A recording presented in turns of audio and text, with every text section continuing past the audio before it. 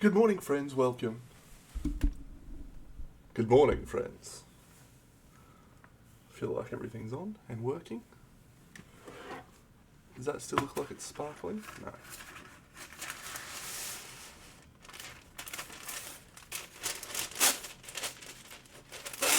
Happy Sunday. 14th of December, Is it? 2025. Wow. That has come up quickly. Hasn't it? Indeed. Indeed. What paint do you need? I'll put a little bit on your thing. What paint do I need?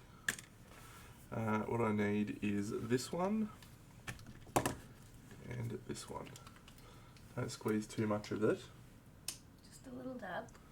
Little Bobby Dazzler. Enough? Probably need a little more than that. Good work. Alexa, airbrush on.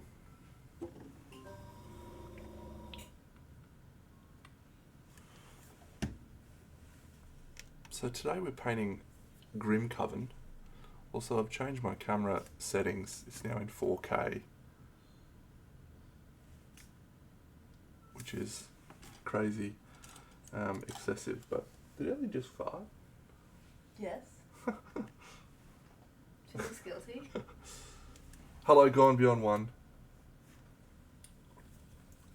Yeah, today's not me exhibiting my mastery of display painting, unfortunately, friends.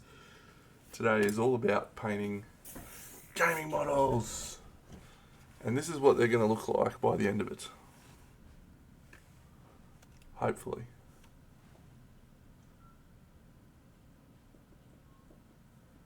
So, pretty straightforward display or gaming standard. That'll take us about 5 minutes per model.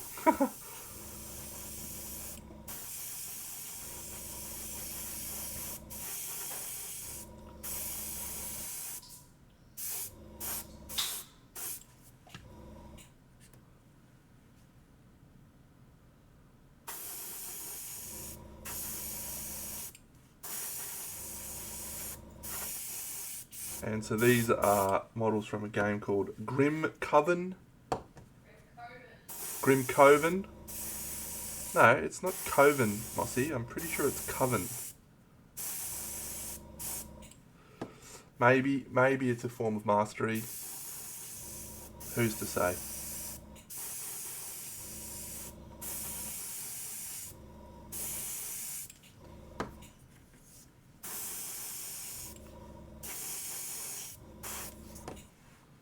So the approach I'm taking with these figures, there is a lot of little figures in this game.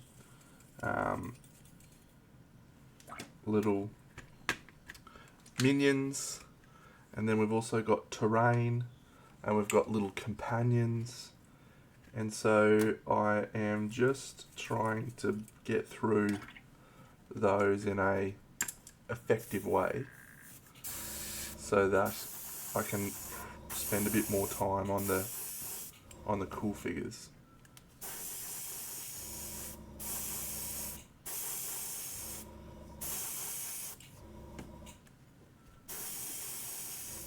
There's a lot of incredible monsters. I'll grab some out and show them off very shortly when we're waiting for some stuff to dry.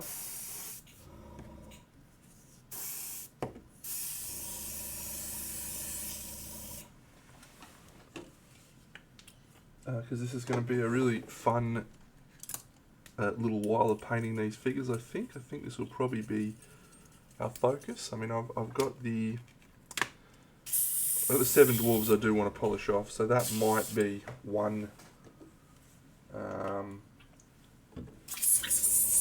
session left. So maybe we'll do a session of painting the 7 dwarves.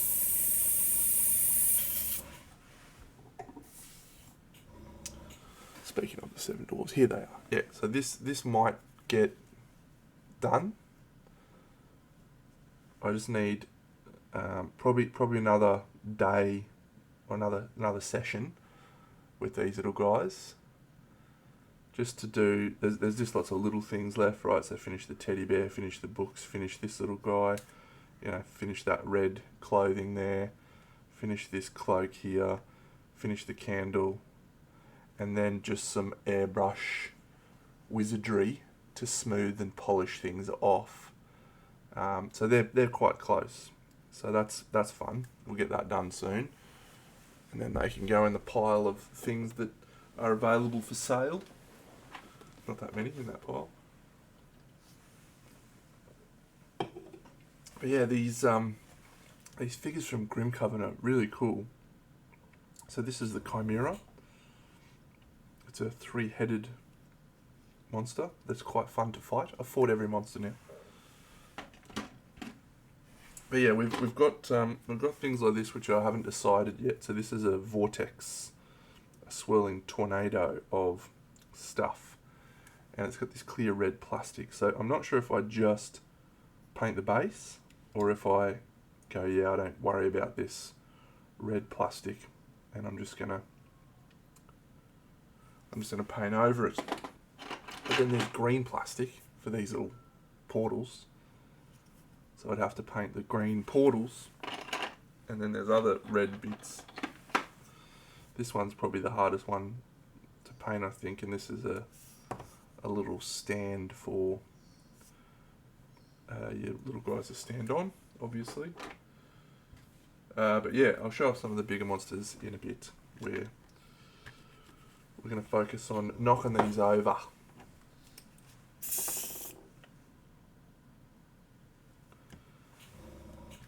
All our way, trouble beside me.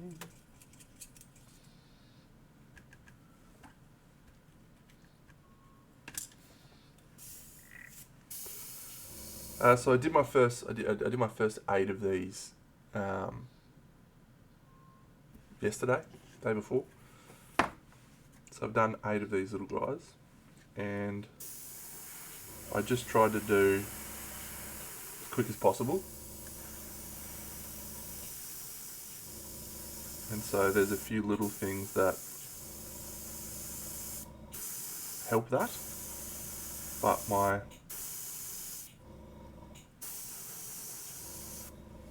main thing that I do is just use the airbrush to create value contrast.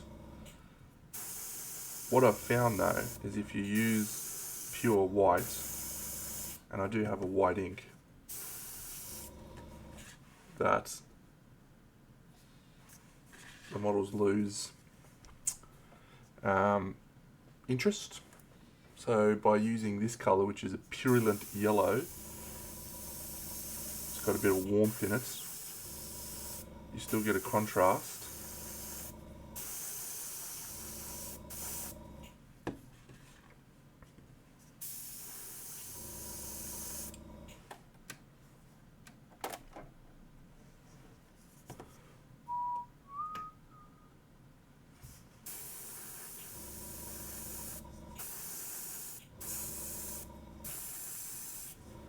Just a little bit of contrast.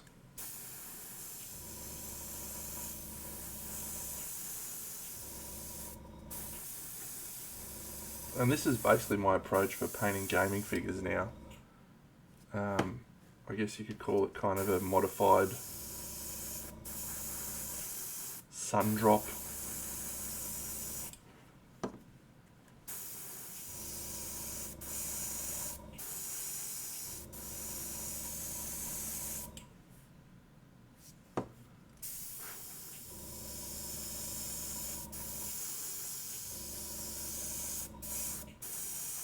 I had the sun drop figures for Dragon Eclipse, and I was pretty impressed with the sun drop in general.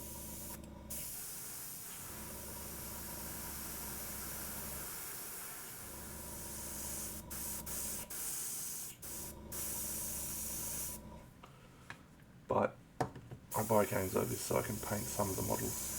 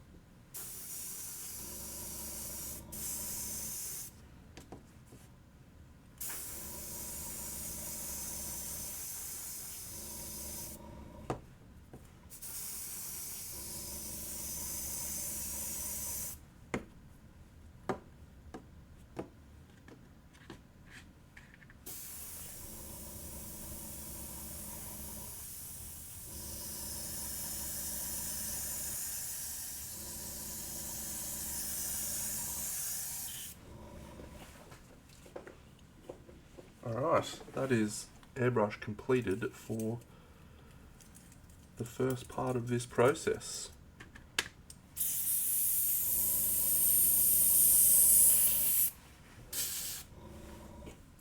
The second part, though, uses it a little bit more masterfully. Alexa, airbrush off.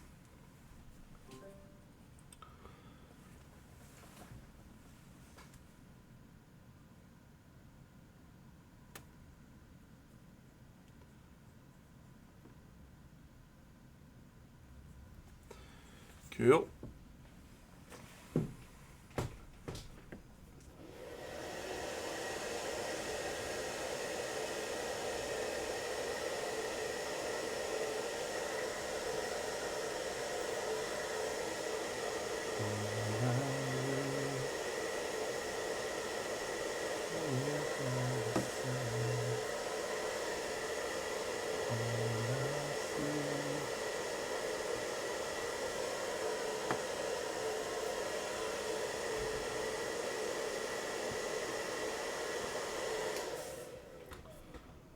Alright, so we're going to use contrast paints now over this,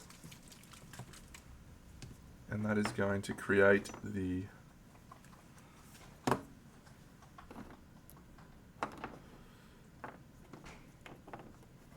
where's me?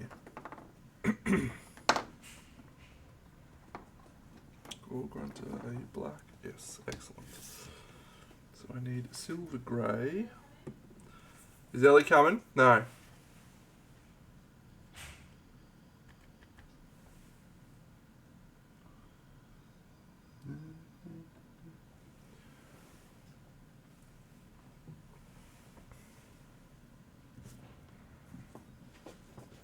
She's coming now.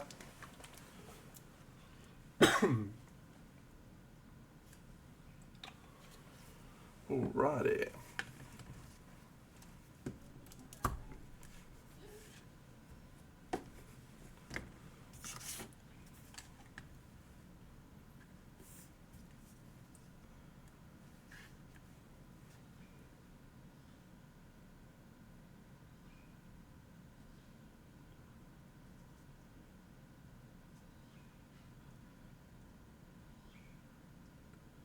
So I think just the extra colour underneath the contrast paint just helps make it look a little bit more alive. Is literally the only reason I do the airbrushing. I feel like it just helps everything look a little better. Let's zoom in, Dado, so people can see what you're doing. Look at the quality in the 4K camera.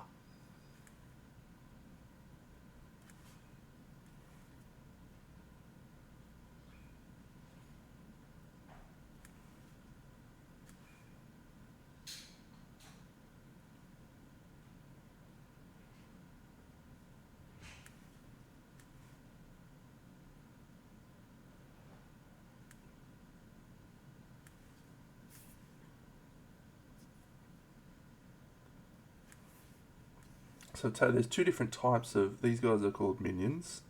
There's two different types of minions in the game of Grimcoven. The first are called convicted, and the convicted are humans. And then the second type are these ones, which are undead.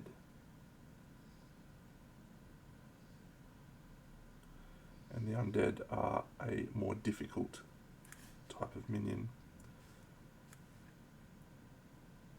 Their rules are a little bit harder and more challenging. So I need to separate the two minions. Hello, Paint Liquor.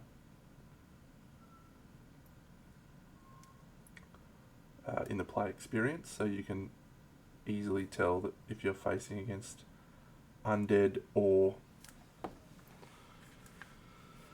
convicted. So the undead, I've selected this purple colour, so they are easily recognisable.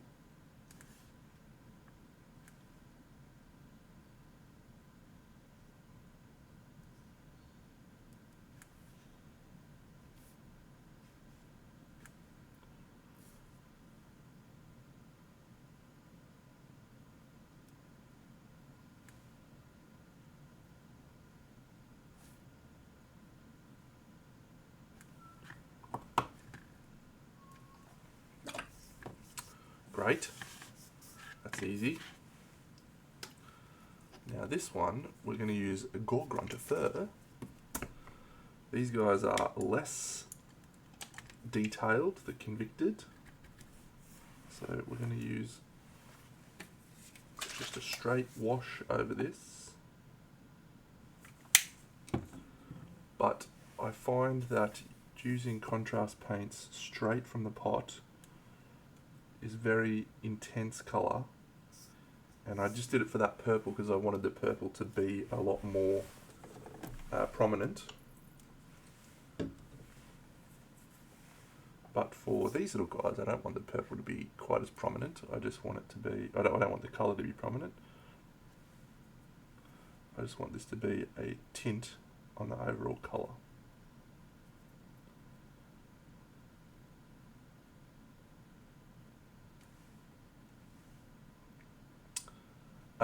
Grimcoven is the game. Yes, Grimcoven's the game. It's by Awaken Realms. It's a boss battler with some super cool models.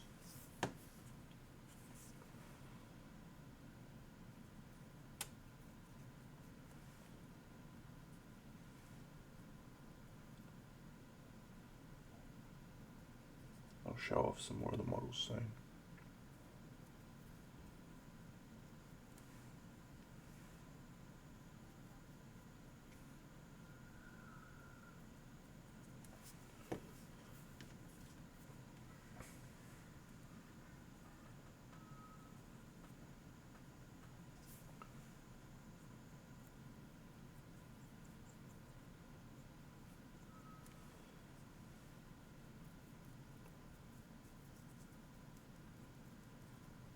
I'll show off the end result of what both of these guys look like, so you understand what we're working towards.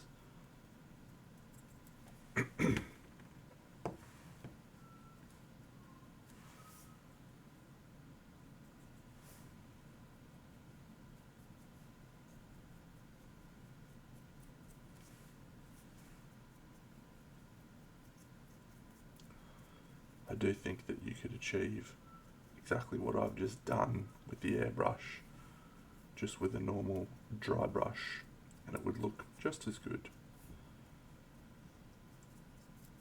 Possibly could even be quicker.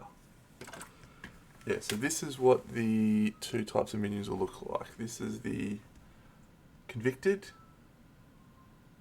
so they're just the human ones, and this is the Skeletors. And the art style of Grimcoven is, and the game is all about this red glow, this red mist called Lament. Hence why we've got the red.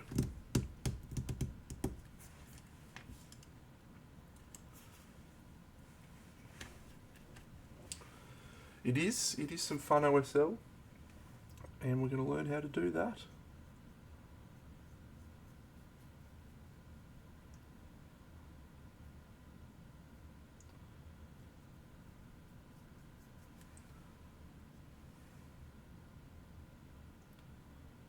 Use the term learn very loosely.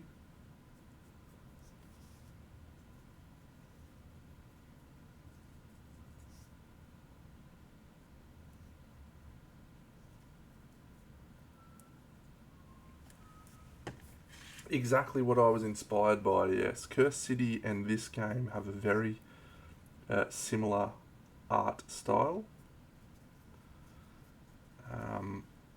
And so, yeah, when I think back on Cursed City, I was like, yeah, I might just try and replicate that.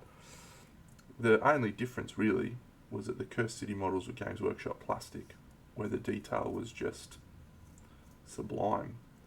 And so I did a really quality paint job on those figures. I actually painted those purely for the enjoyment of painting them. How fun. And it was extremely enjoyable. I did non-metallic metals. It's just great. Did I have a Cursed City playlist. I should do a playlist for that because I painted zombies, I painted skeletons, painted all sorts of cool stuff.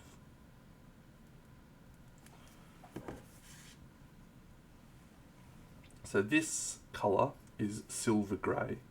So I'm going to give you my first tip for the day on painting board game models or models to a quick standard. And I do this on all my figures pretty much for Kingdom Death, for board games. The first step is bases. Inevitably, the bases that get sculpted on these figures have just a huge amount of detail. Extraneous, unnecessary detail.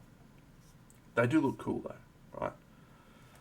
But I don't, personally, think you need to spend exorbitant amounts of time painting the detail on these bases, personally. Alright, we need to let that dry first. Okay. I think you need to spend your time painting the stuff that will have an impact. So when it comes to the bases, I recommend painting the bases with a flat colour and using a pure contrast paint over the top of that. And that's it. That is it. If you want to, then you can pick out some details. That's what I've done with these little guys. Now, it doesn't look... The reason this one doesn't look quite as good is because I picked quite a light colour for the base, but that is because of what we're about to do now.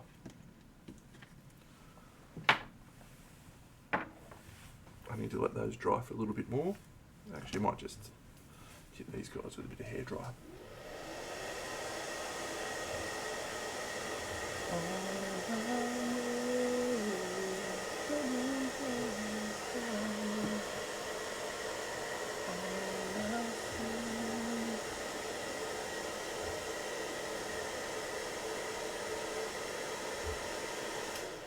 I might have to put one of those together. I might have to go and grab those videos and stuff, because I reckon I did about 2 months of streams on that.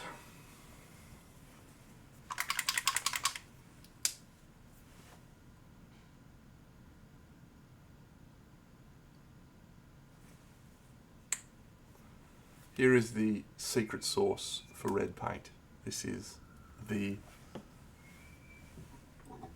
creme de la creme of red. Alexa, airbrush on.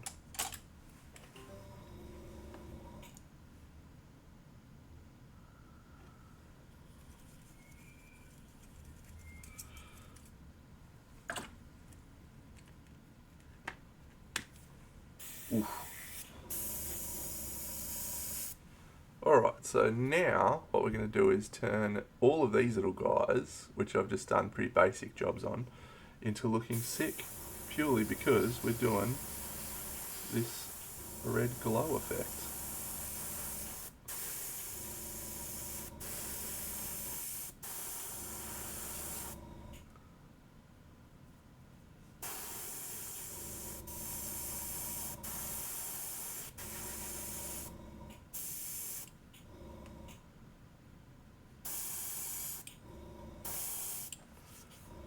Cricket starts tonight. Get excited.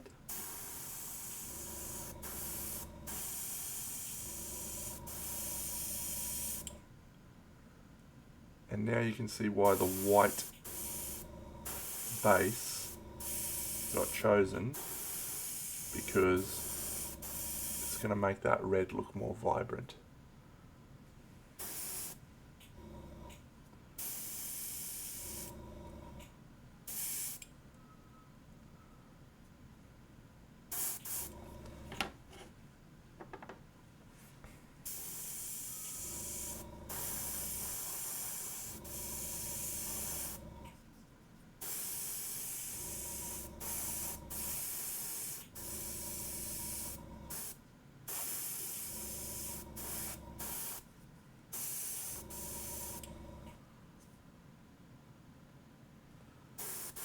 Yep, it has a huge punch.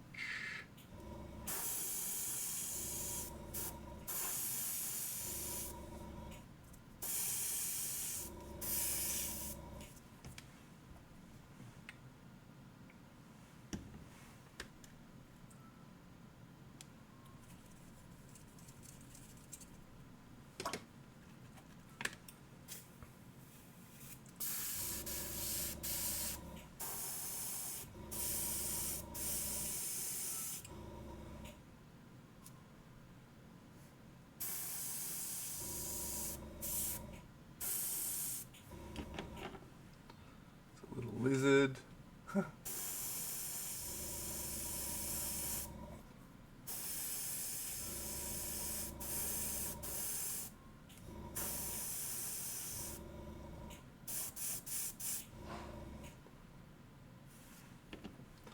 My favourite of the companions.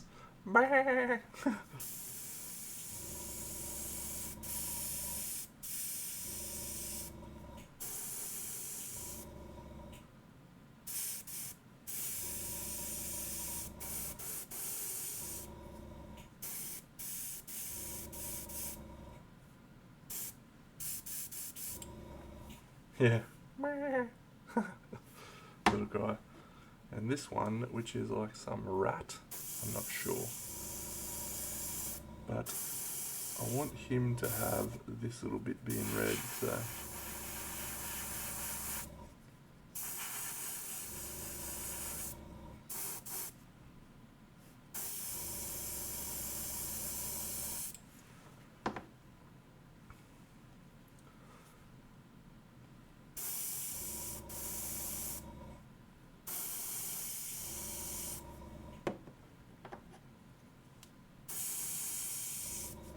Alright, so that's not the last stage of the red for me. That's a very effective starting point, and if you were to just leave it at that, it looks pretty good. What I would like to do is just pop up the intensity a little bit. Alexa, airbrush off in certain areas. And as always, the fluorescents come out. Yeah. But also, the white comes out. Yeah. So this is just a little thing I spoke about in one of my videos that I did recently.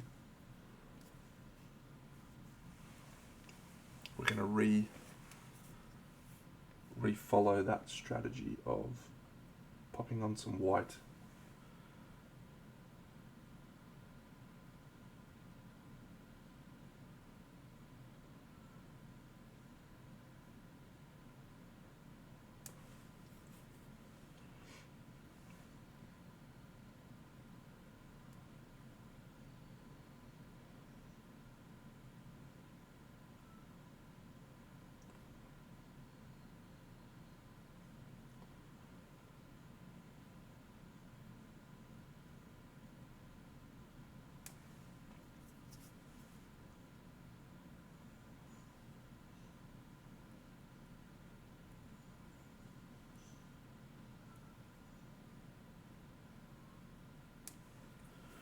And that's it. We're just going to turn that into vibrant red.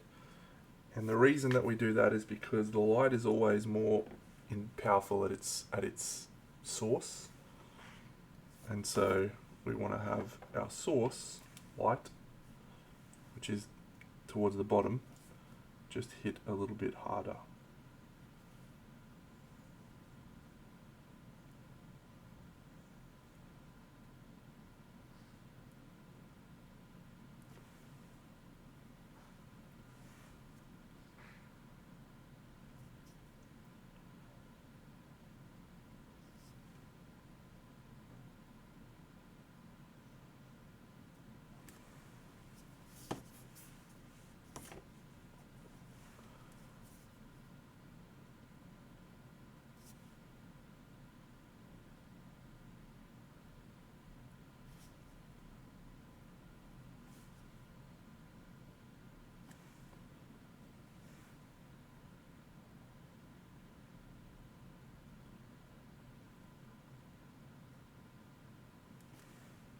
Cool.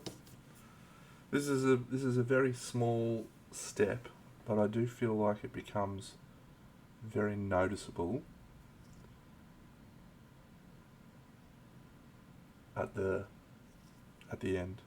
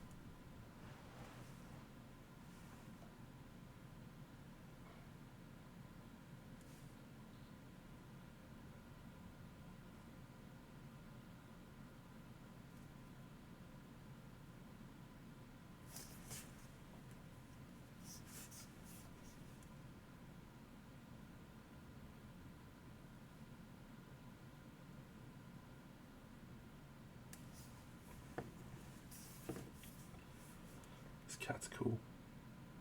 This guy's called the Healing Cat. He follows you around and he heals. That's nice. These companions are actually one of my favourite parts of the game. I now have changed my approach in the game to try and get a companion at my earliest possible convenience. So I can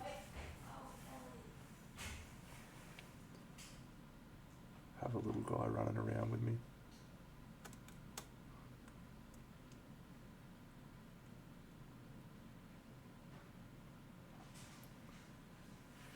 Cool. And now we take the red and fluorescent mix, which needs just a little more red.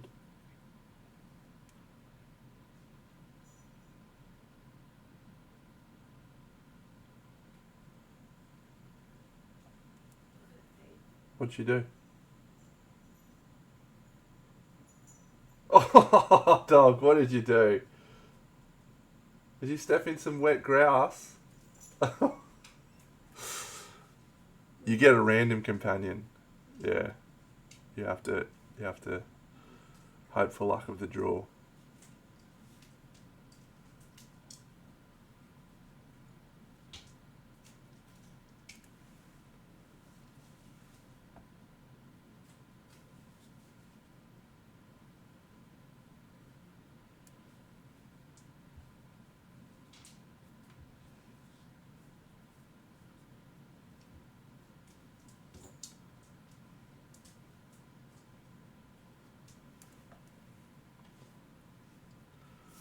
And you can see the difference that just makes overall. We'll hit that with a little second coat of that once this first one's dried. But it just pumps up everything. Where did she run into? What a classic. What a classic dog.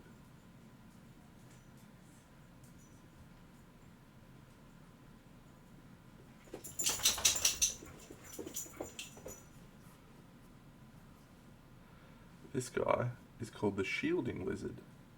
I've had him as well.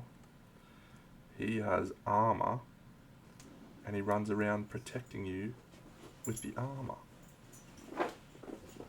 which is great. And I haven't had this guy. This is some dog, obviously.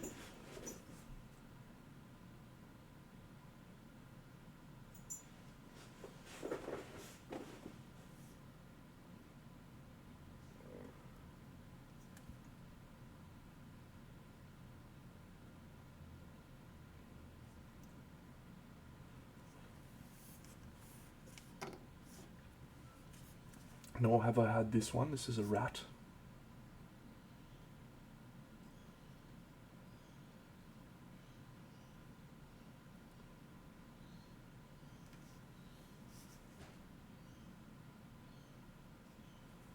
This might actually be a badger and I've just painted it to look like a rat. I haven't seen this one in the game yet, so I'm not sure what it is. This is obviously a doom sheep. Look at him. What a legend.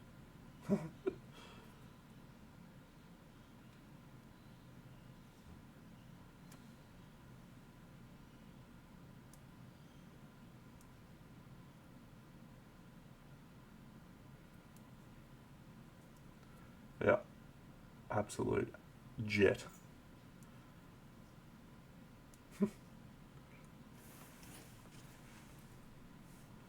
Some owl. Haven't had the owl either. I've only had 3. I've had the lizard, the cat, and the...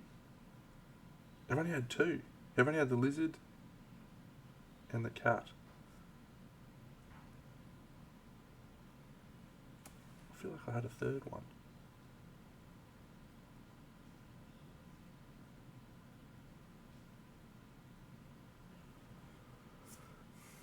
Really enjoyable game, this one. I did my top 20, 25, 10 games lists. I edited them last night. Today I'm going to be recording B-roll footage so that we can upload and share them with the world.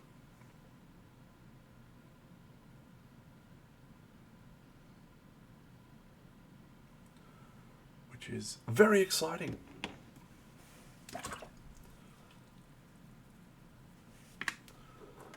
So we're all about efficiency of time when it comes to painting gaming figures.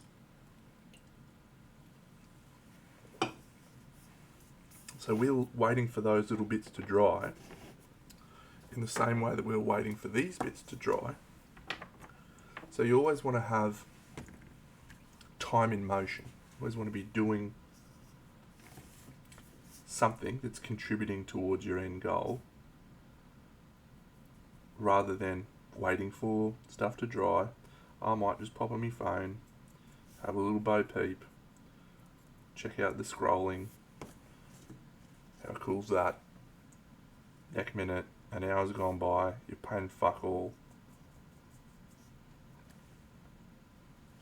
Same, I might just sit down, do a bit of cleaning, might clean up my area. Just faff about. No. No, no, no. When we sit down to paint, we fucking paint. Get around it.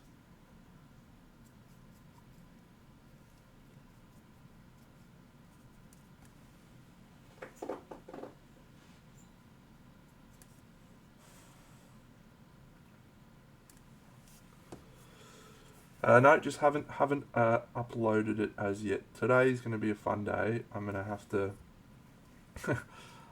unpack a game, set it up, take some photos, and then pack the game back up.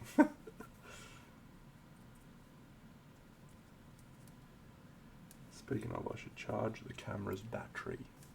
So that's an easier task. Alright, now I'm going to do a little highlighting on the purple. Don't need to do this step, really. This is just a little bit of me feeling like I'm cheating by using contrast paints and nothing else. So I just a little highlight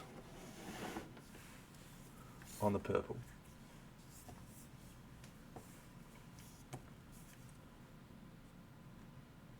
So this is lilac.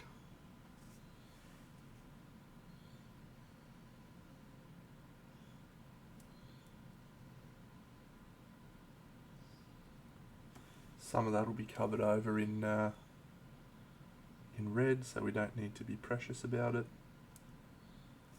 We just want to have a little highlighting because we're professional painters.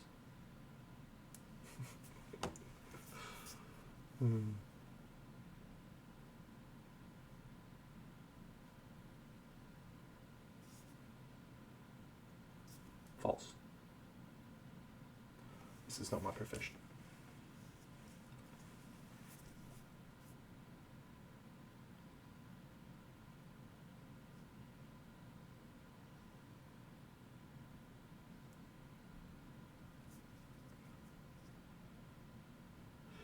it is a tool, and I never feel guilty about using them on my display figures, because I know that for a lot of people that's far worse. But if I'm painting gaming figures, I just feel like it's cheating to just do that and nothing else. And it generally looks like you do notice a difference. I do notice a difference when I do just that extra step. It makes the figures look better. So it's worth doing. Steel, get on top. Steel, don't you stop. Steel, shovel it now. Alright, now we're going to do some of this metal. A lot of plate armour on these little skeletons. Helmet. Helmet.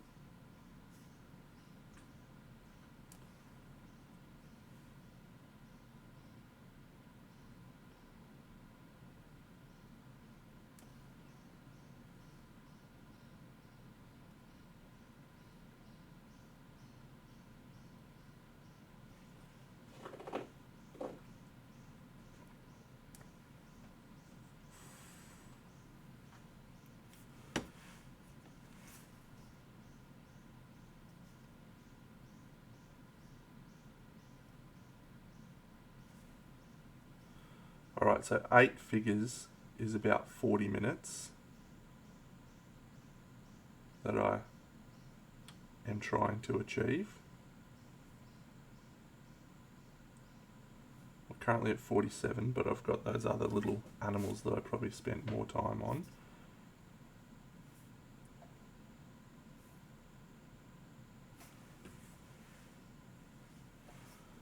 So, but we do need to ramp up the speed. It's time. It's not time to make a change. Just relax, take it easy. You're still young. It's your fault. There's so much you have to go through. Find a girl, settle down. If you want, you get married. Look at me. I am old, but I'm happy. All the times tried away, and I know that I have to go away. I know I have to go.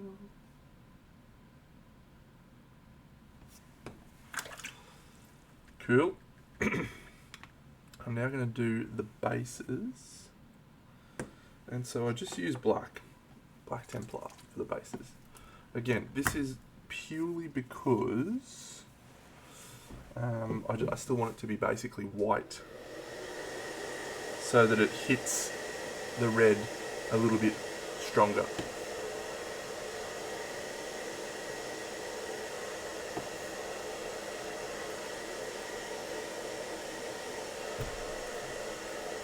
KDM's always appealing.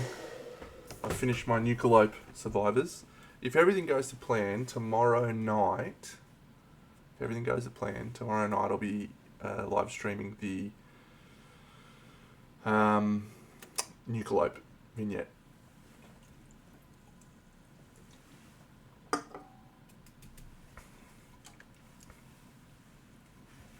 The reason that plan would fail is I haven't recorded all of my B-roll.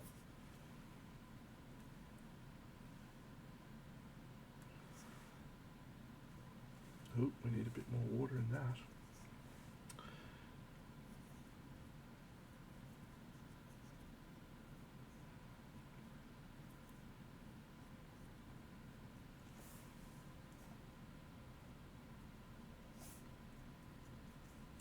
I too am looking forward to it.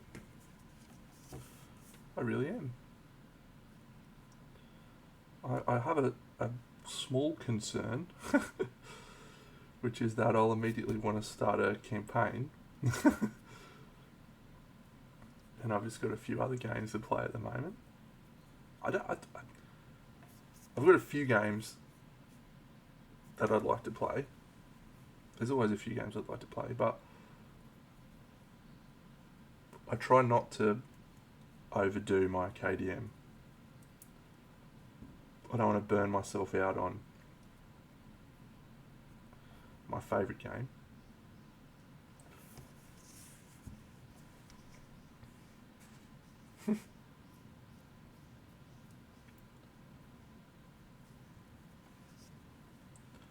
I like when there's new content, being able to dive in and really just go ham on it, and not feel like I've already played, X games this year and feels like too much.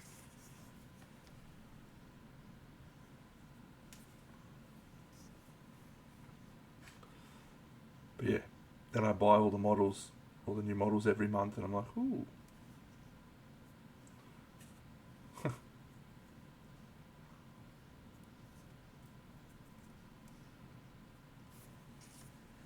Ooh.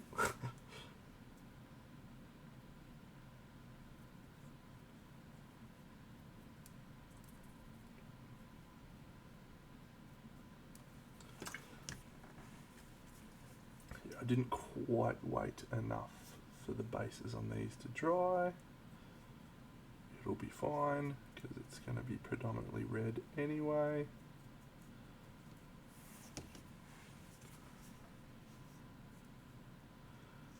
The thing with the Nucleope, I have not even looked at I haven't read the comic, I haven't looked at anything. So I don't know what unlockable content there is. If it's like the other vignettes where you have a strain milestone that you're trying to achieve that then unlocks the Screaming Nucleope for future campaigns. I assume that's what it'll be. But yeah, I haven't looked at it, so... And that's the other concern with COD. If I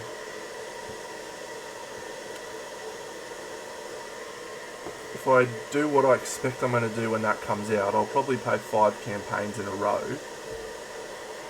And so I want to be feeling fresh on the game at that time. Because that's going to be a joyous experience. Agaros Dunes!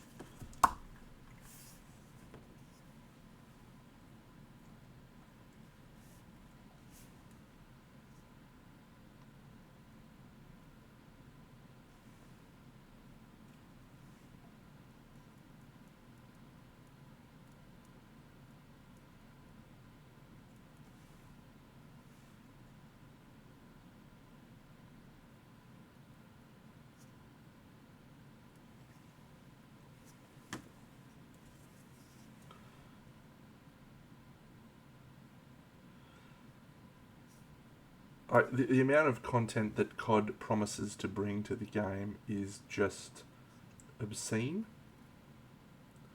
What is it? 5 little mini campaigns, and then People of the Mirror Stone, and then the synergy cards, that will allow you to combine node monsters and have different gear, and it's just going to be an overwhelmingly crazy amount of content. And there's probably only 10% of the player base maybe that have experienced all the existing content that there is right now.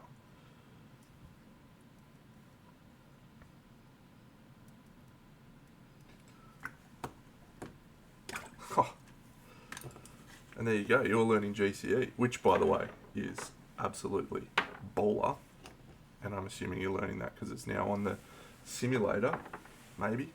I'm not sure, that's just a guess. But that's an awesome experience just by itself.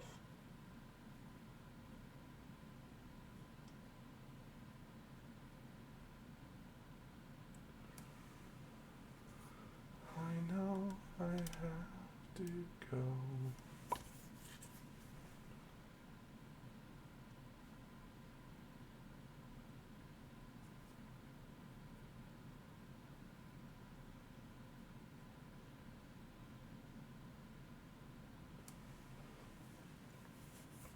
They're wild. They add more layers to the showdown in such a complex and interesting way, because they force you to try and do things suboptimally, which is awesome. Changing the play experience.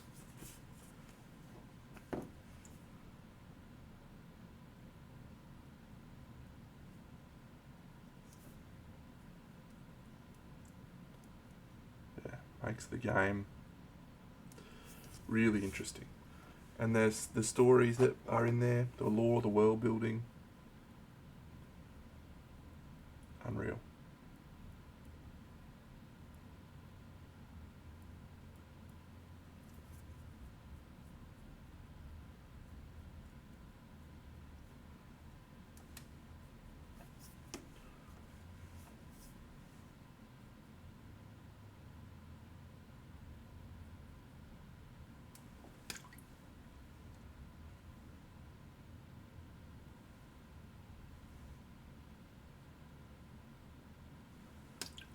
Okay, so now just gonna glue some grass down.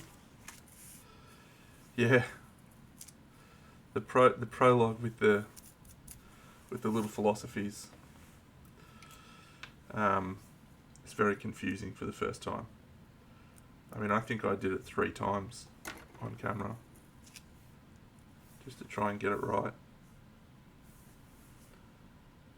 Just to add some little dead grass. Maybe we'll hit that with a little bit more red.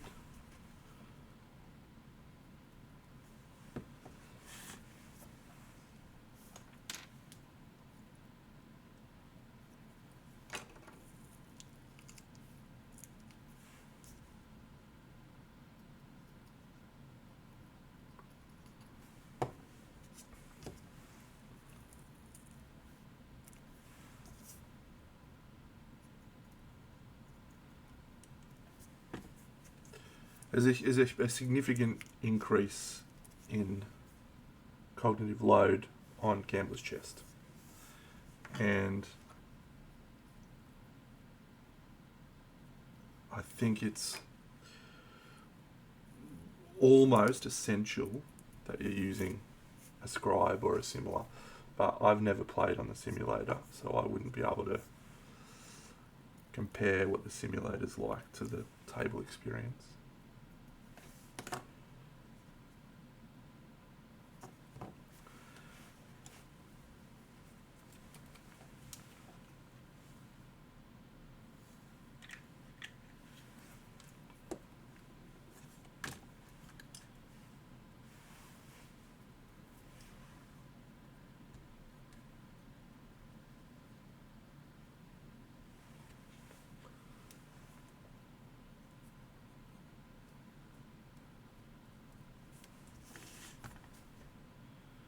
And I always find this step makes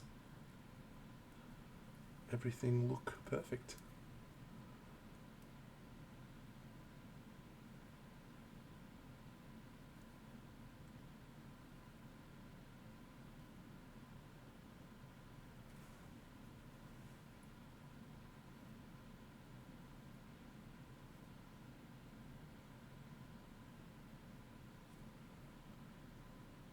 Cool.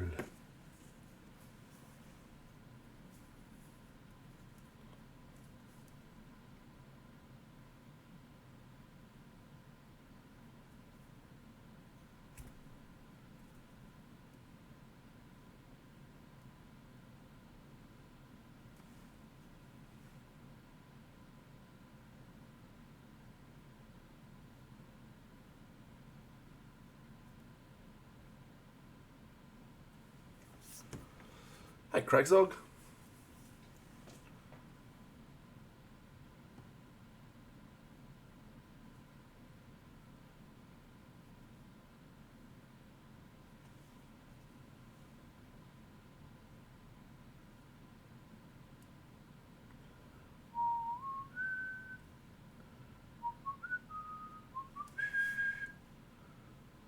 It's exciting, Craigsog. It's Big Bash tonight.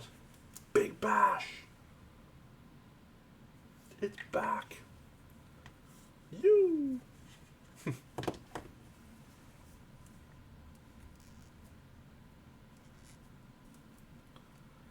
Everywhere you go,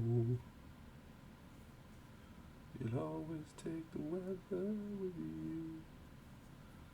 Everywhere you go, you'll always take the weather.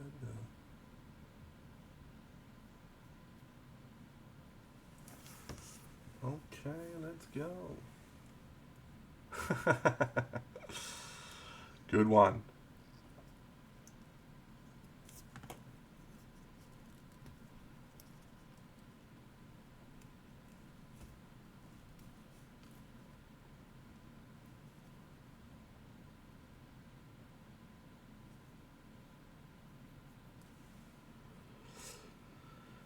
Well, the cricket. There's a few different forms of cricket. They have traditional cricket, which is called a test match, which goes over 5 days. And then in the 1980s, they came up with a shortened and abbreviated version of that called one-day cricket, which goes for 50 overs instead of the unlimited number of overs that test match can go for. But then people decided that that was too short as well, and that they needed to come up with an even more abbreviated version of the game cricket, and that is called 2020, and that is 20 overs per side. And so there's a lot of competitions across the world where they have this format. It was originated in India in the Indian Premier League, the IPL, where they get international players to come over for these short little 2020 competition seasons, and the Big Bash is Australia's version of a little 2020 league.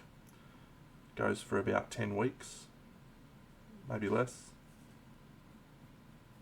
6 weeks, 7 weeks, and there's pretty much cricket on every night.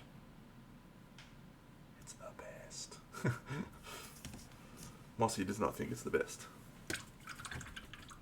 Do ya? What's that? What's that?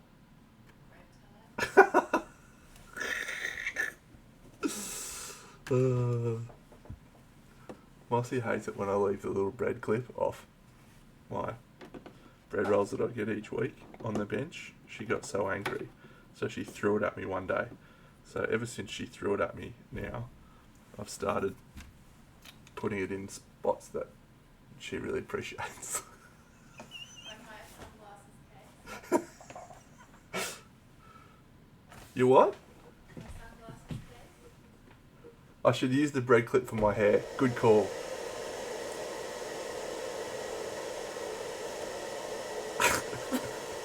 What's that? My nightmare. You realise by giving it back to me, you've given me more ammunition to put it in a spot that you don't like.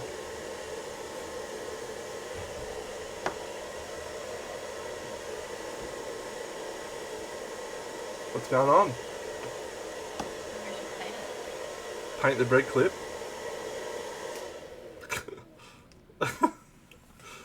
Funny.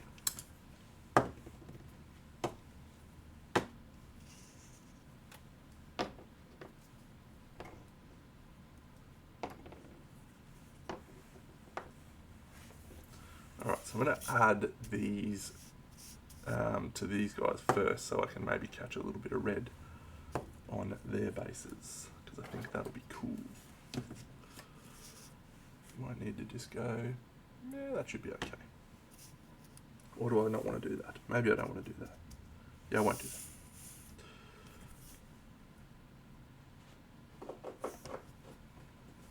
Cool.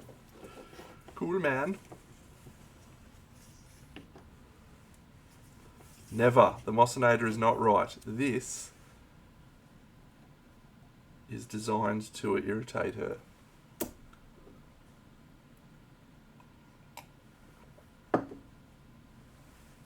Alexa, airbrush on.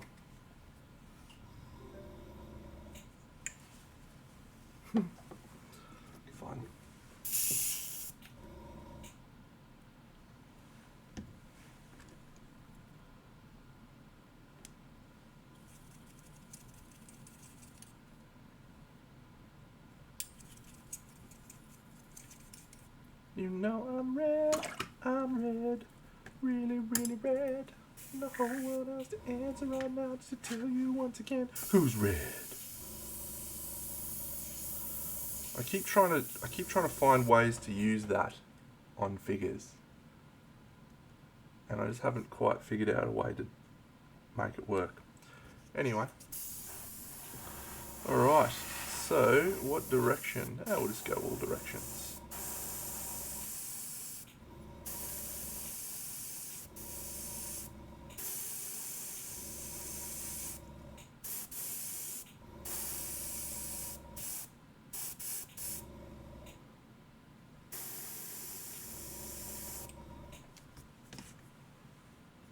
Exactly. You just flip it, roll it over, flip it. It's just as good. It's cooked, hey. Why do we have to do that?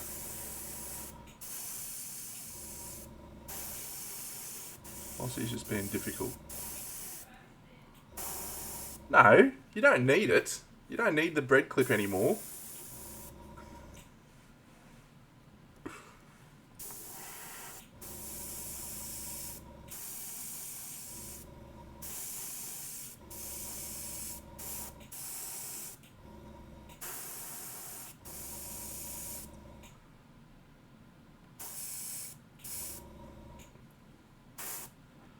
So literally, I reckon that is enough for those little guys to just look,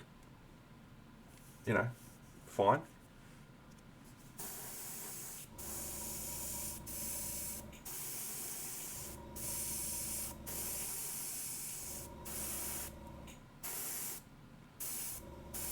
Feel free to tell me you think I'm wrong. You're right. Don't follow these corporations. Stick it to the man. Stick it to the bread clip man.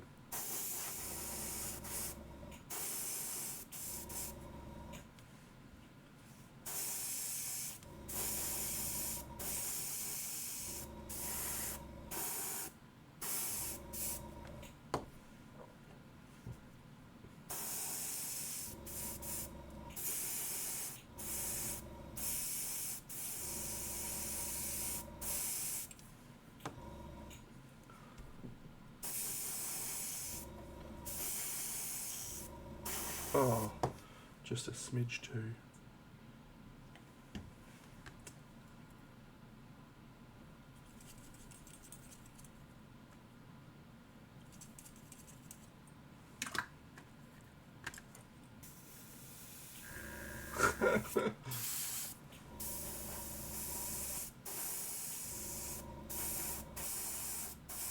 I bought Mossy some Bergen soy linseed loaf the other day, which is one of my favourite breads. Gosh, what an experience it was. She loved it.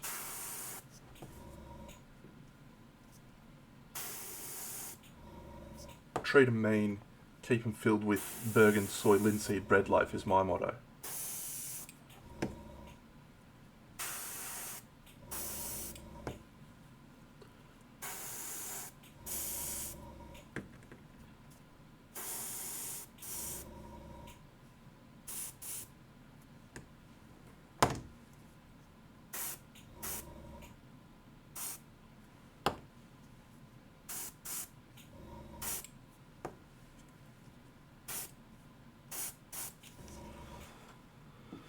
Cool, man.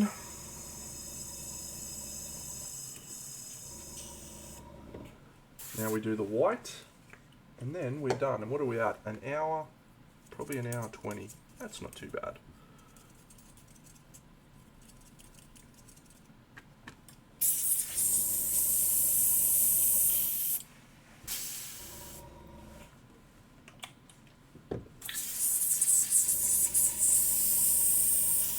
Alexa, airbrush off.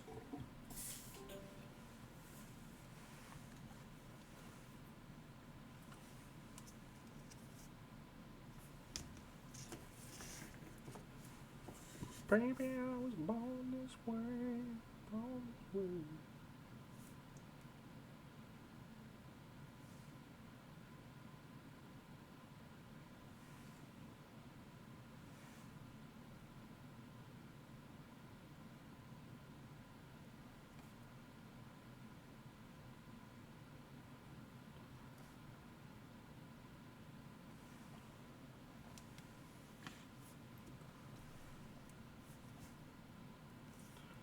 There's a cool mechanic in this game where enemies get little shield tokens, and the good guys get shield tokens as well. But it's always been one of those annoying things about games is that there's no good spot to put the token other than behind the model. Well, in this one, there's actually a little slot at the back there for you to put your tokens. And it actually works pretty well. So there's not tokens crowding the board, there's just tokens on these little bases. And I find that quite appealing.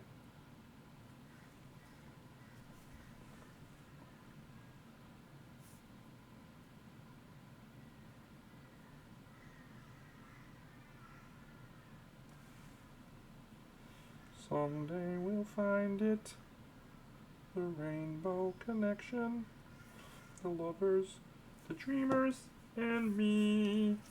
Na na na na na na na. Why are there so many songs about rainbows? And what's on the other side? Someday we'll find it, the rainbow connection, the lovers, the dreamers, and me.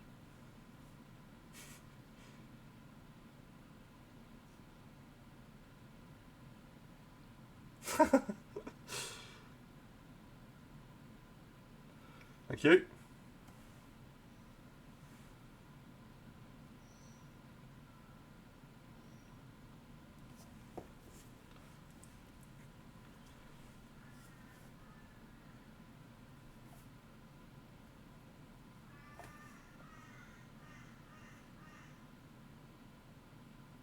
I love that song when I was a kid.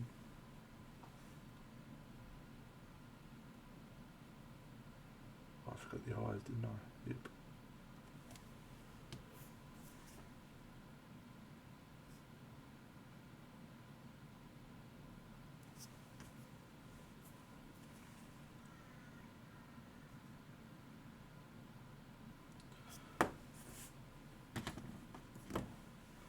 So as I've said many times, this goal of this process is get these little guys painted.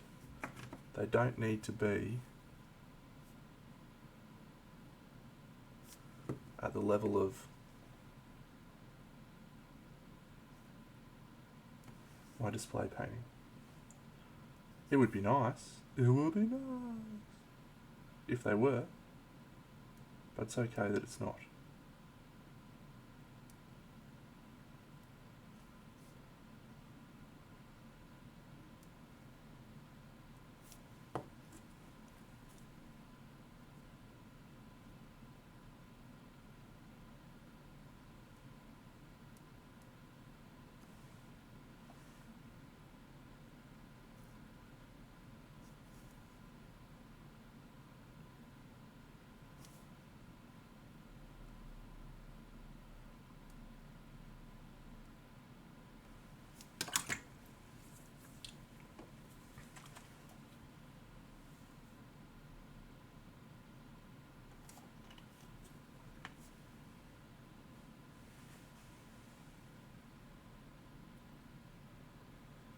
I've committed to painting all of these figures, but that means I've got to paint shit like this.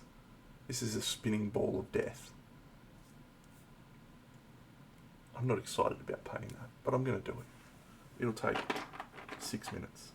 This is an altar, a forge, an abyss forge. You know?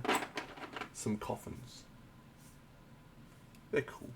It'll take me 6 minutes. Airbrush, airbrush, contrast, airbrush highlights. Done.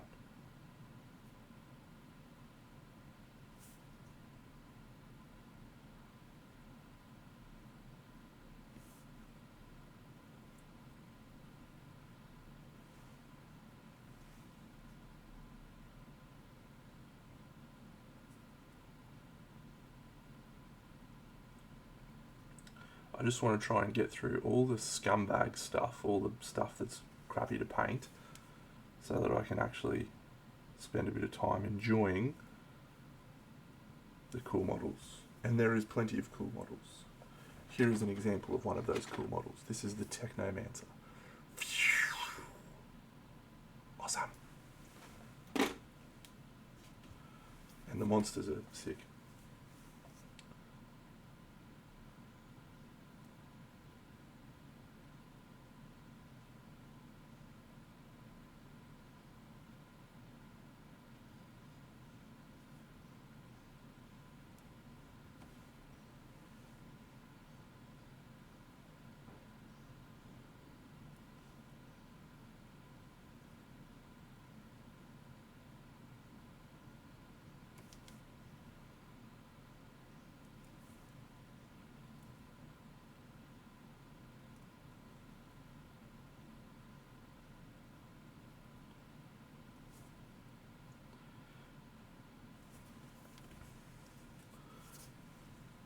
I actually haven't made a decision on that front.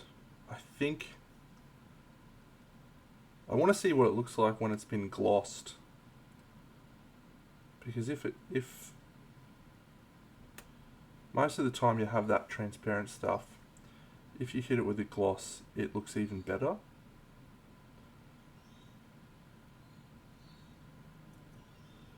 So I sort of want to try glossing it maybe.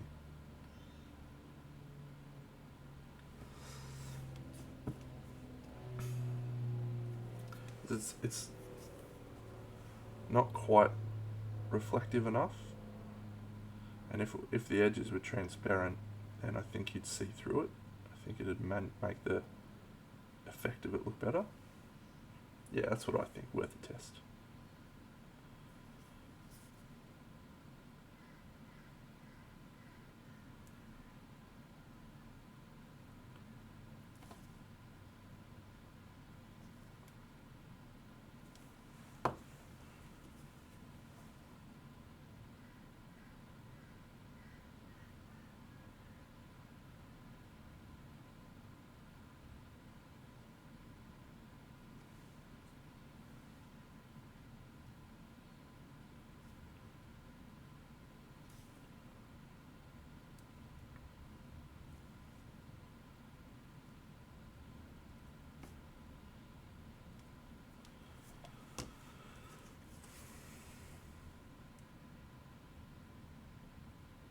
I realised last night why I'm not a successful YouTuber. It took me 3 hours to edit my top 10 videos, and they're not done because I've got to add the B-roll footage and add some effects.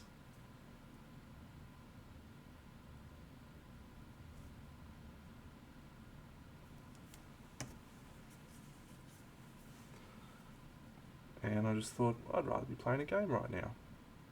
I'd rather be painting a model right now.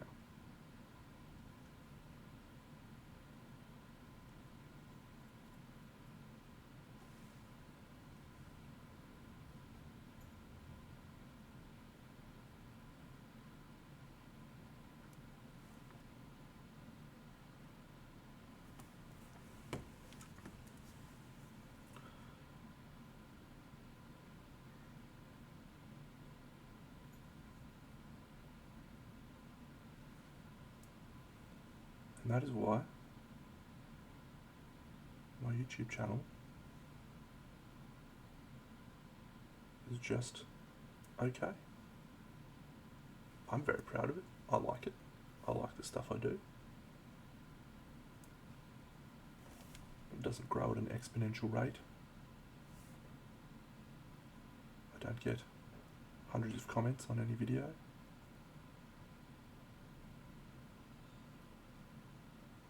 Just poke along doing my thing.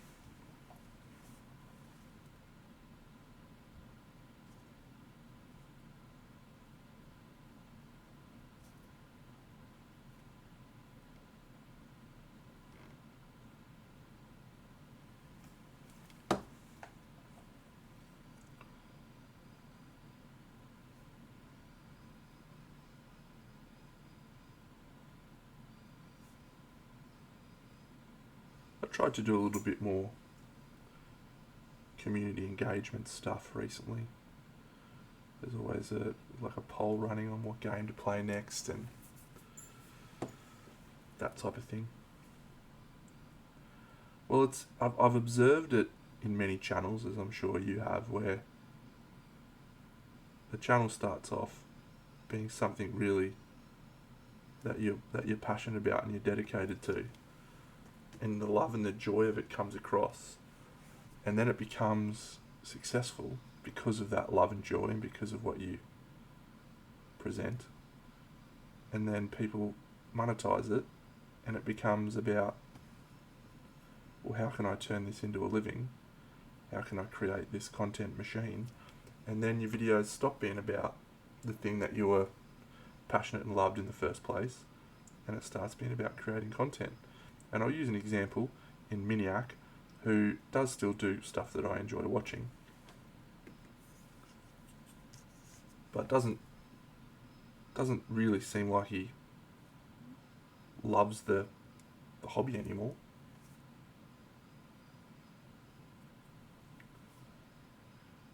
He's just about painting what he has to for the videos, you know? And maybe that's a unfair perspective.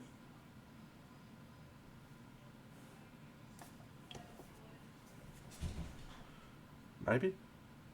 Because I still enjoy watching his content, but he used to pump out videos all the time that were just, I'm doing this cool paint job, I'm doing this cool thing. Well, that's another example. He doesn't stream anymore because I think he doesn't like the painting. He doesn't like the thing. And there's that moment when it becomes about grinding out content rather than doing something that you love. And so that's kind of the balance that I am trying to strike. I just do it because I love doing it. I don't do it because I want to be a celebrity.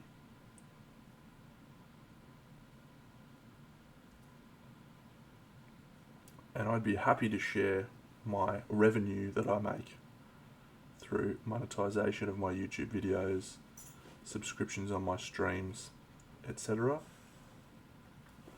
It's not enough for me to retire. Put it that way. Oh no, Deno.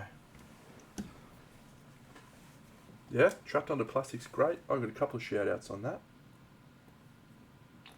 because of my dioramas.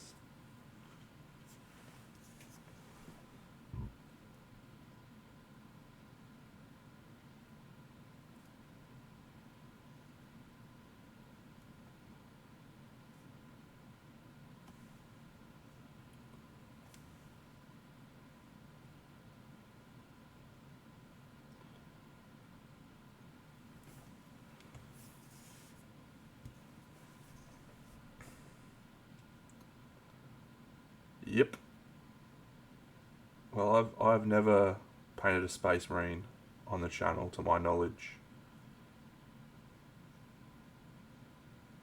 Did I ever paint a Space Marine? I don't think I ever painted a Space Marine on my channel. Which is crazy when you think about it.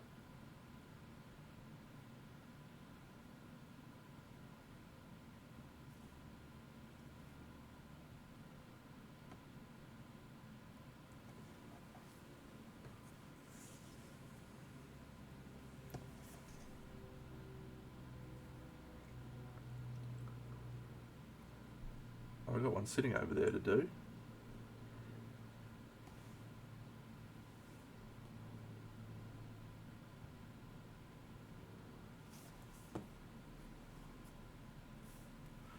Which I may or may not do.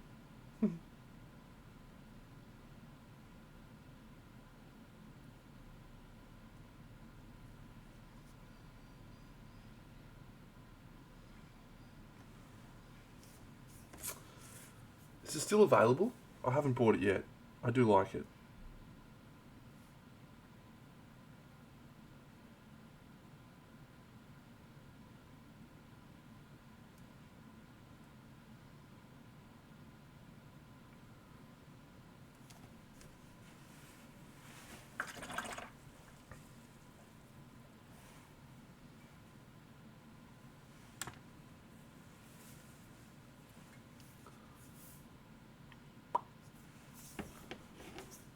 on the right track, baby. I was born to survive.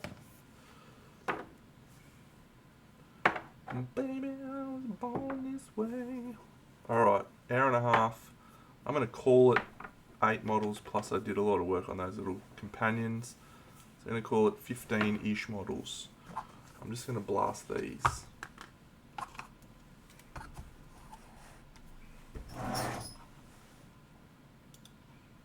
I'm looking right now. Spira. Spira.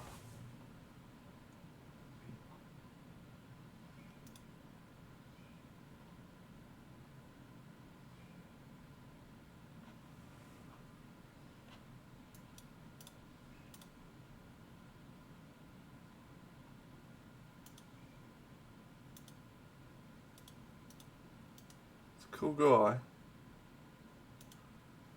I don't really like that wicker basket on the back. Suppose you could take that off. What is he, an anteater? Riding an anteater?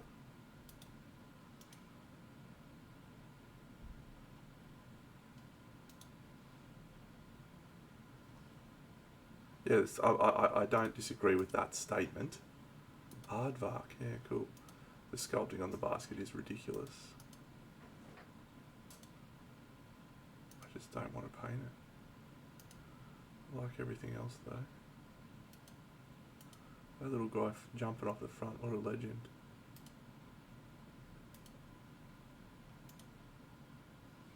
It's one of his best sculpts ever.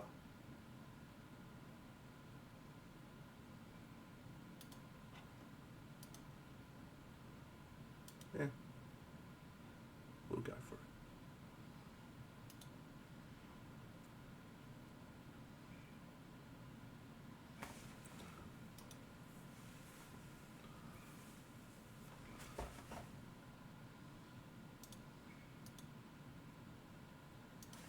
Put it on my phone, yes.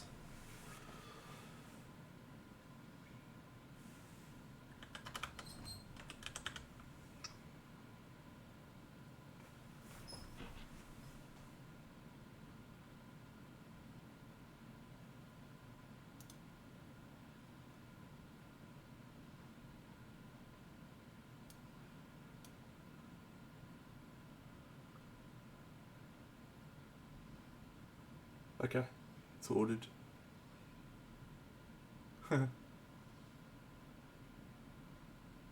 Oh no, I ordered it to the wrong address.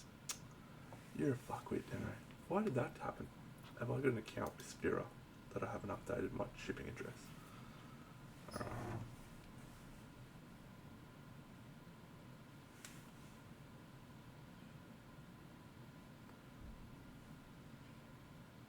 I'll just quickly write an email.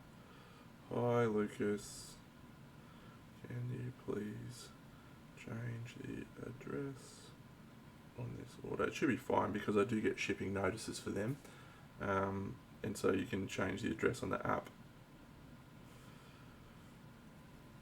What a doofus.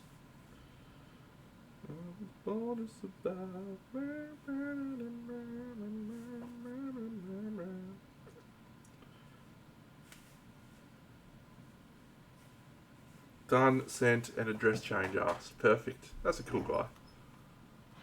That's a cool guy. I was going to airbrush these, but I think I might big boy them instead. Let's big boy them.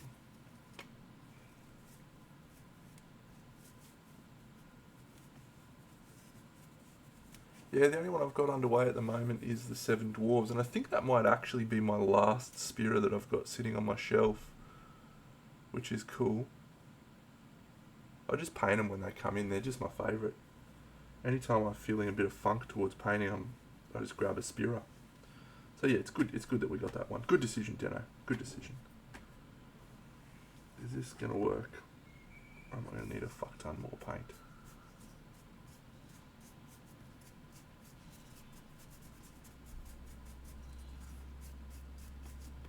These are obstacles in the game. They block the line of sight.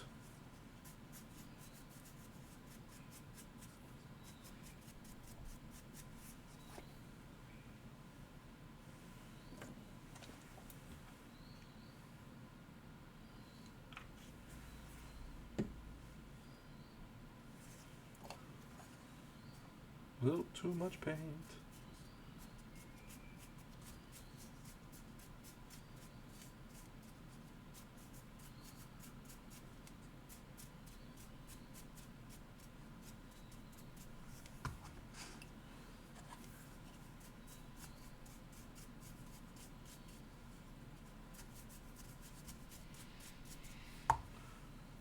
Shit a brick.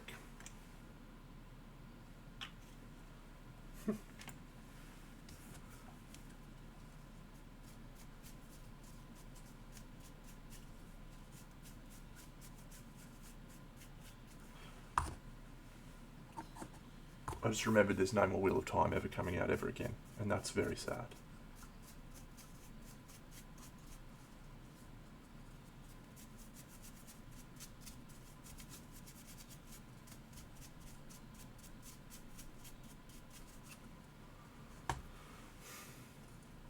What do you find yourself painting now, Craigsville? Is it busts? Or sorry, is it something else, or have you just stopped painting more in general? No judgment. I've finished about 4 display projects this year, compared to 50 something 3 years ago. I've had a very full-on year. Yeah, they did.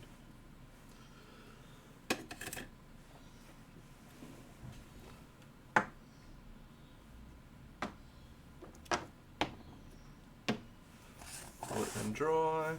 Do some of this.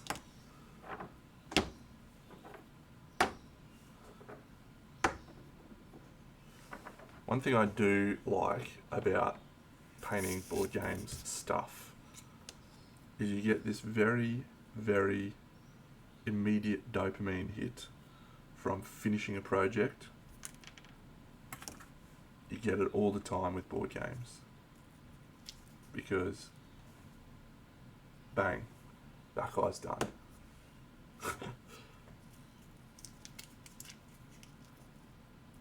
Bang, that guy's done. And so, the feeling of finishing a project, oof, very satisfying.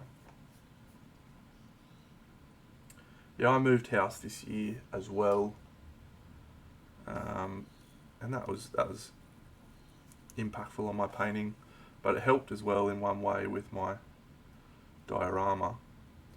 I've had a new lease of life when I got here on the diorama, so that was nice.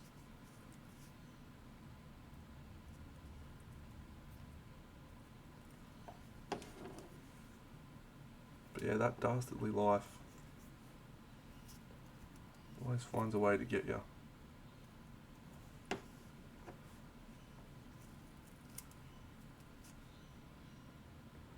I think that the way to combat that, and maybe address that, is to always keep at the forefront of your mind why we do this. It's just for joy. It's just for fun. Jordan is absolutely spot on. But we can be that guy with the stuff that we do as well. That's what I've tried to prescribe to in my painting, is just do it for joy. And when you can find that, you'll be very happy, I think. I certainly am. Alright, how am I going to do these?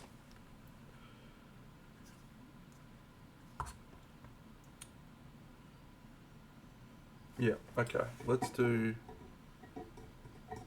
some stuff with this brush and this colour and this colour. Correct. Why do it? You need to answer that for yourself. That is the truth.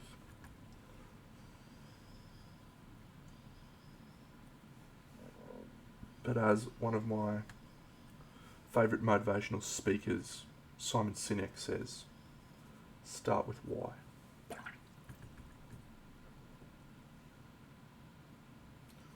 Why are you doing this?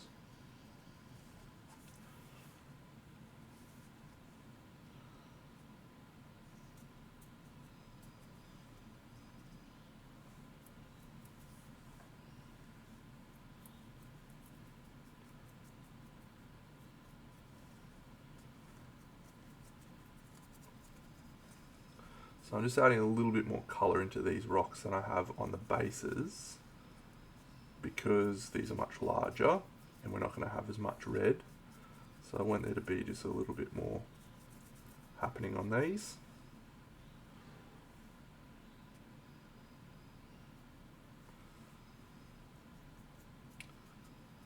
Yeah, mine is too.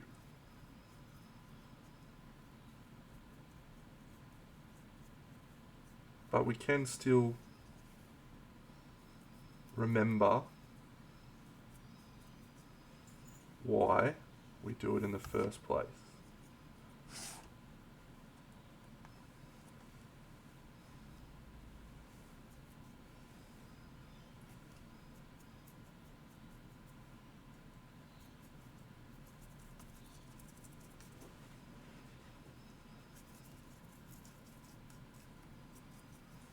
Or as Kermit says, why are there so many songs about rainbows? And what's on the other side? Someday we'll find it, the rainbow connection. Lovers, the dreamers, and me. I wanna be the very best, like no one ever was. To catch them with my cars, Pokemon.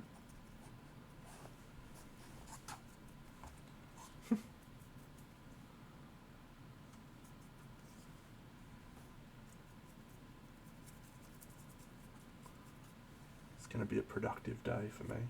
I feel it. I feel it in my waters. I feel it in the air.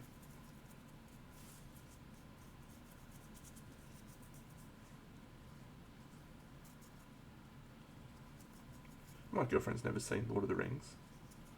Isn't that a fucking tragedy?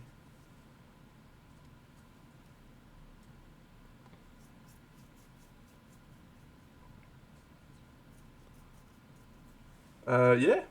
I too am keen for it to be done. It's takes up a lot of mental load for me over this second half of the year, and I am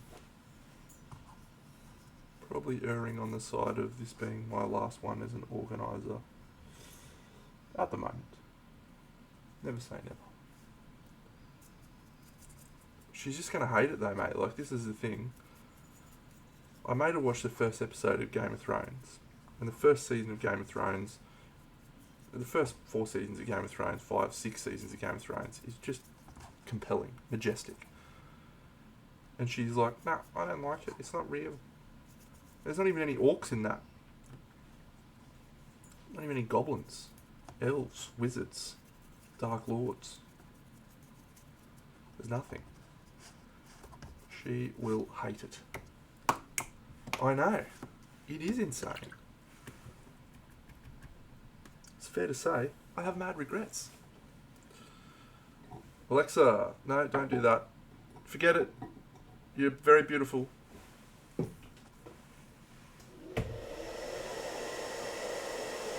Hello, Net Diver.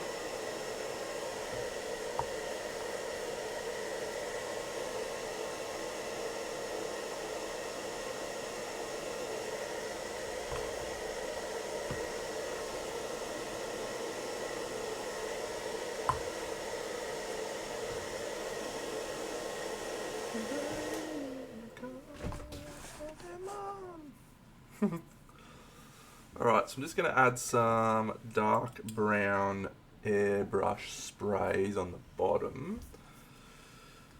These aren't going to look very good, but they don't need to look very good, but maybe we'll make them look a little bit better by just picking out a couple of details.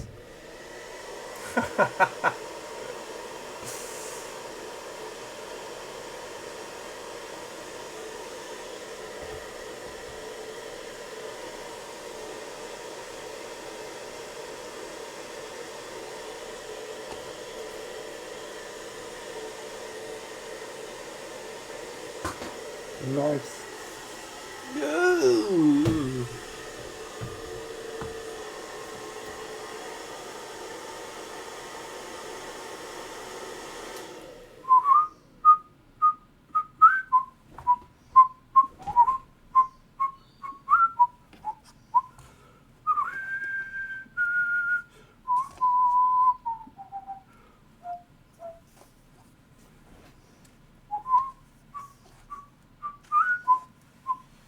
Pillow Town.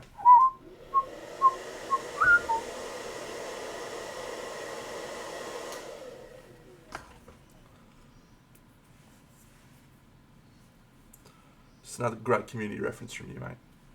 You never fail to deliver. Alexa, airbrush on.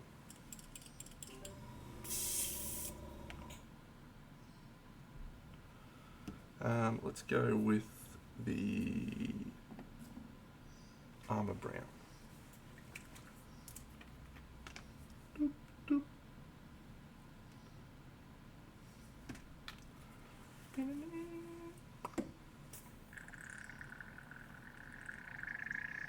It is a real embarrassment, actually, that she hasn't seen Lord of the Rings. It's an embarrassment to me.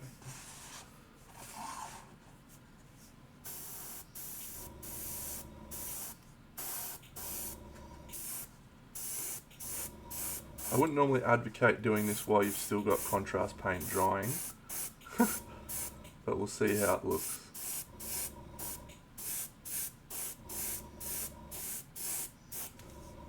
I think it'll be okay.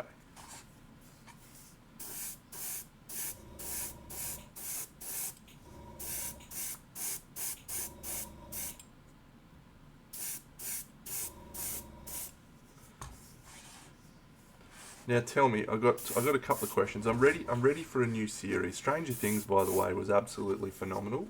Season 5, off the charts. But it got me jazzed to watch a new show. So I've got 3 that I'm sort of trying to decide between. Foundation, which I've started the first episode and just been wowed by the spectacle, but it hasn't drawn me in yet because there's so many characters. Silo, which I haven't watched anything at all of. Or I can't remember the third one that I was tossing up. Any recommendations?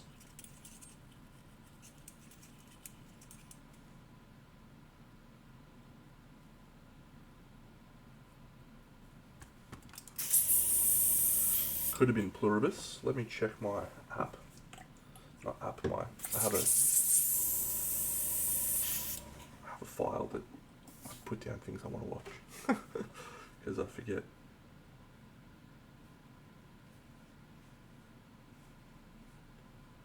It's called Shows to Watch.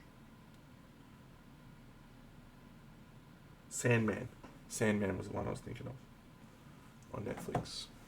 Mr. In-Between's good. Alexa, airbrush off.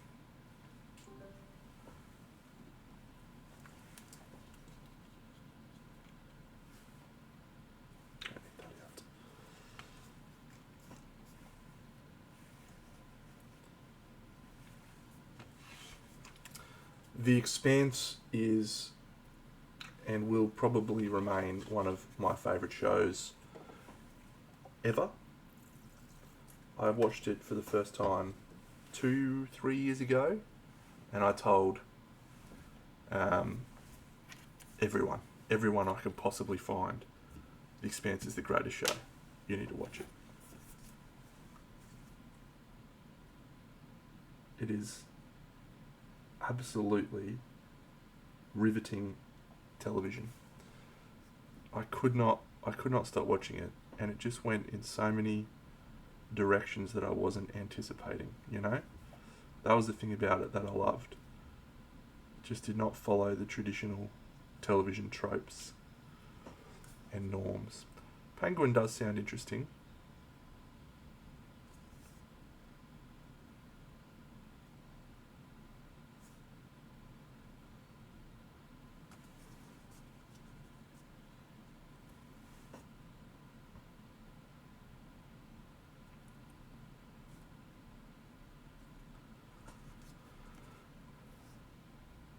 So Sandman, the Silo, and Foundation were the three that I had earmarked to watch.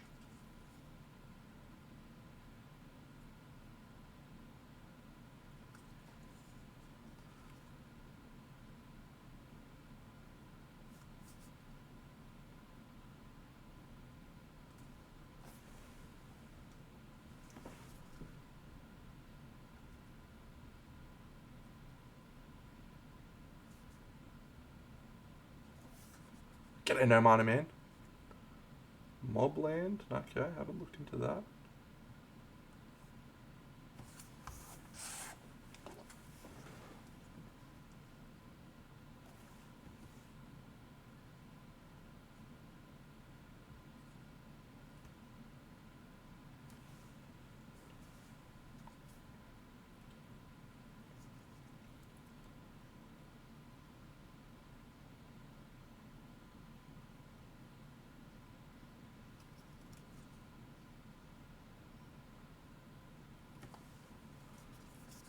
Slow Horses.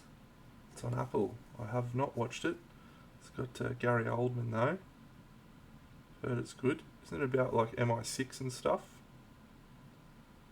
Spy movie? Spy show? Things are well, mate. Yeah, just continuing to have possibly the greatest life that any human has ever lived.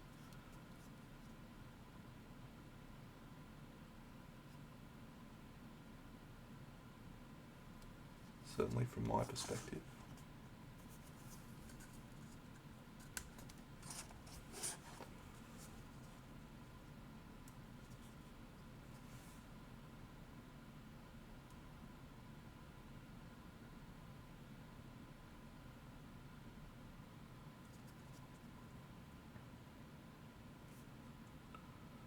I rewatched all of Stranger Things in preparation for season 5, and whilst there's some uneven episodes, and I don't think the seasons are uneven, I think there's just some episodes that aren't quite as good, it is overall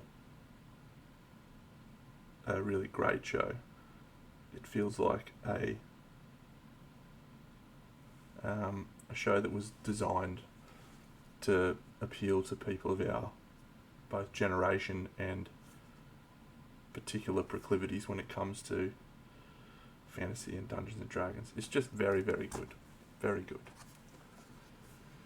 Exactly, yeah. That one, it stood out because the stakes were so high with what was happening in Hawkins.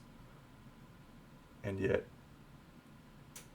cool, let's go learn how to use your powers by being angry from someone we've never really even heard about before, and introduce this cast of characters that were like caricatures, and I don't know how they thought that was going to be a successful episode.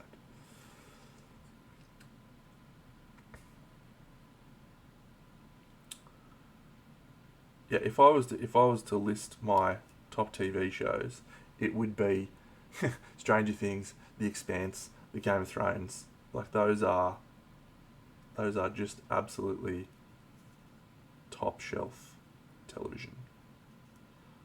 I'll throw in Scrubs, Community, The Office, which are three of my favourite shows. Comedy-wise, I'll throw in Buffy the Vampire Slayer, which I think is the progenitor of a lot of modern television.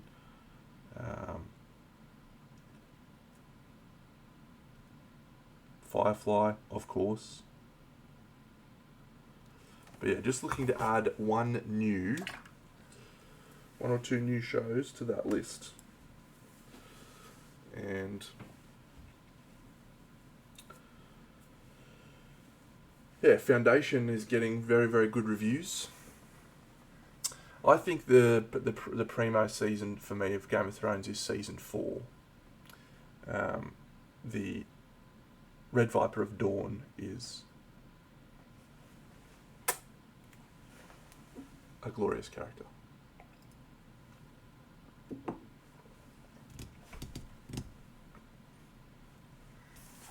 Okay, so when I add my red glow to these, it's going to look a little bit more fun, but I'll just leave those for now because I definitely need to wait for the thing to dry. But yeah, that's it. That's another 17, 16, 15 models added to the collection of ready to go for Grimcoven, which is cool. So that takes me to 23 now. So yeah, I'll show off some of the monsters now as the last thing I do before I head off. We go to the freaking gym. Stupid gym. This chick's called the Striga.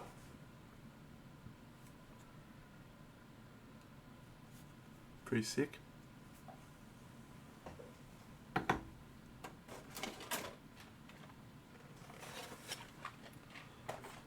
Oh yeah, Chernobyl I've heard is excellent.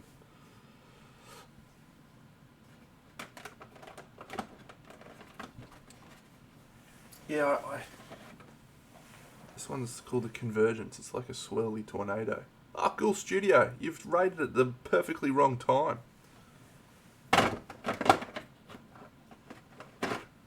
This guy's called the Devourer. He's the Watcher in the Water. With his big mouth. He just eats stuff. And you can actually, get put inside his stomach. And if you try to cut your way out, pretty cool.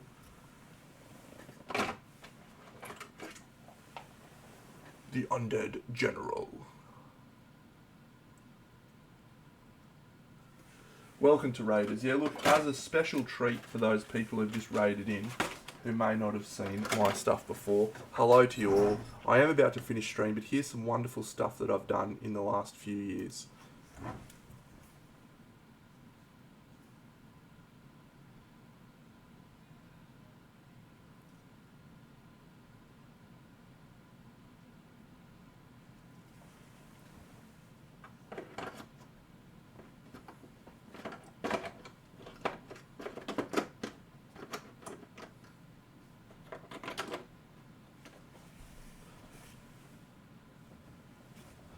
Bit of Camelot. It is 8:57, about to go to the gym. Here's another one I did. This one's called Hyperborea. Thank you, Ghoul. You're about to see 4 of them.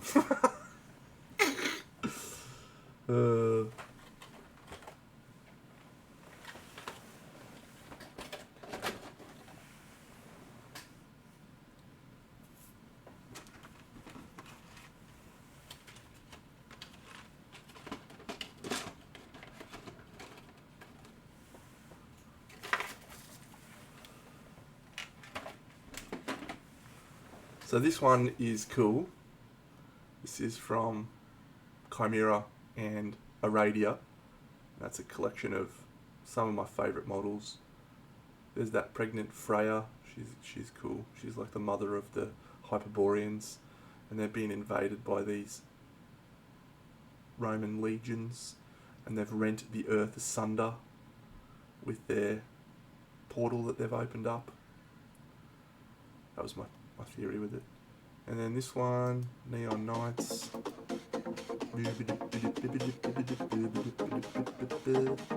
I don't hear the music when these play. I know you guys hear the music. So, but every time I play this one, all I can hear in my head is the theme song from Blade at the start, when he's in the very first Blade movie, when they're in this here. I know the music's different, but that's what I hear. I learned how to wire electronics. I set up flashing lights and I set up that little screen there. It adds different pictures on it. Scrolls through different pictures.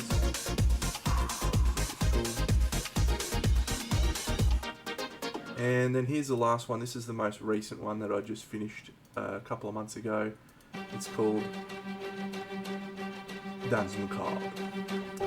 I should do one with Baby Shark. I wonder if that's going to work for my dinosaur one.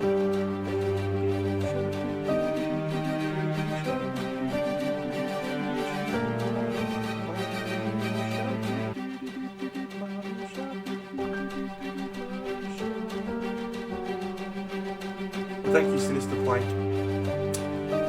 This is kind of my, I would say, thing I'm best known for, but certainly the thing that I love doing the most is making these crazy, they're very large dioramas with 75mm models in expansive scenes. Yeah, that was a tree from Oathsworn. Good spot, Net Diver. Is that an Oathsworn symbol at the start of your name? I'm not sure. Yeah, but at the same time, you know, I'm happy to do just little bustos like these guys that I'm working on at the moment, and then me little gaming figures like this. So it's an eclectic mixture of things that I like to paint, but it keeps me engaged. All right, since you all raided, let's go find someone else to raid, because I have not been raiding much recently, and I really should, because it's nice to share that with other people. Who is on at the moment that we can raid to? Let's have a look on Twitch.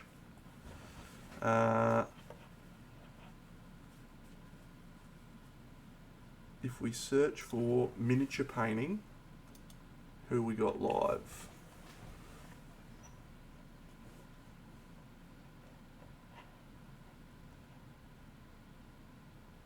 How do I search for live channels?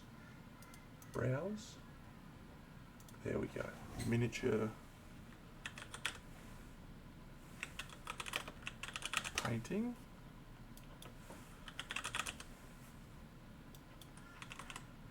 Warhammer, I guess. Why is there no channels?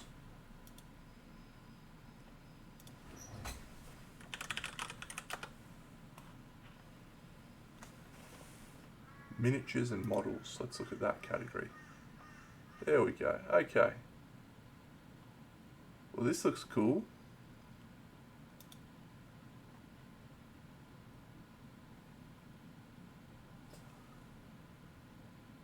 I'm gonna raid this guy. Falling Freely with Joseph Bastian. Yeah, let's do a raid there. Falling Freely. Let's see if that'll work.